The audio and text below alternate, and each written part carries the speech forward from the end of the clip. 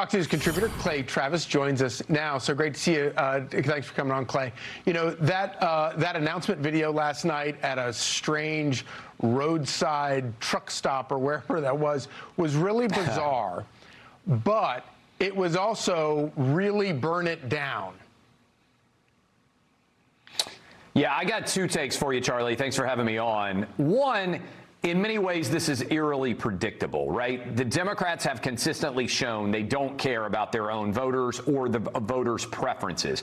Go back to 2016. Yep. What happened? Hillary Clinton got the DNC to come in and basically KO Bernie Sanders, who still has a real reason to be angry, because I think if the DNC hadn't rigged things in favor of Hillary, he might well have been the nominee. Also, let's just fast forward to 2024. Joe Biden gets knocked out by Donald Trump on June 27th. What happens? They toss him on the scrap heap. They elevate Kamala. What happened to Platner is very predictable. If you see what happened to the DNC, to Bernie, what happened to Biden, now has happened to Platner. We'll see who they replace him with. But I think this is significant. 156,000 Maine Democrat voters last month said Platner's our guy, even though there were a lot of allegations of impropriety out there about him. He still got over 70% of the vote. All those people are now invalidated for the grand poobahs of the Democrat Party to now pick a new nominee. Second part here, and I think this is significant, Charlie. I haven't heard anybody talk about this.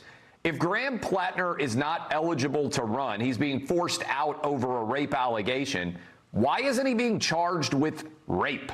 This happened allegedly 5 years ago in the state of Maine. The statute of limitations for rape charges is 20 years. So this is well within the statute of limitations that they have in Maine. Why is no one demanding an investigation?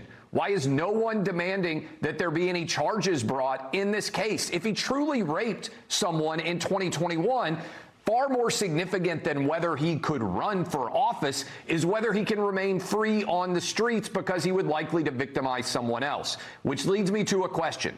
Either Democrats acknowledge that there's no chance of him ever being convicted of a crime, which would make you say, why is the accusation then disqualifying of him, given he just got the nomination last month? Right. That's point one. Or, and I think this is an interesting question, Charlie, are Democrats who run the state of Maine implicitly or explicitly telling Graham Platner, if you drop out, we won't charge you with a crime of rape. If you don't drop out, look out, the investigation's coming. Why is no one asking any of these questions? I think they're very valid. Yeah, no, they're fantastic questions. Where is the Me Too movement now? Where is the outrage within the Democrat Party for these things? And I promise you, I guarantee you that people will begin pursuing this because you asked those questions. Second question, though, for you, why is it, by my math, this is the fourth primary the Democrat Party has rigged in order to keep Bernie Sanders and Bernie Sanders acolytes out. Why do the Bernie bros keep coming back to the Democrat Party, trying to fit into a party that clearly loathes them and all of their voters? It is a fantastic question. And look, what's going on here is Democrats are trying to pretend that they're not socialist and communist. Then they get into office and they enact all Bernie's platform like Joe Biden did in 2020. But there's no doubt that they want to hide what they actually believe in elections, unlike Republicans by and large, including Trump, who just do exactly what they said they were going to do. I think it's a great question, Charlie. And I expect you to get some answers to your questions and report back to us, because we want to know. Clay Travis, as always, really appreciate it. Thank you.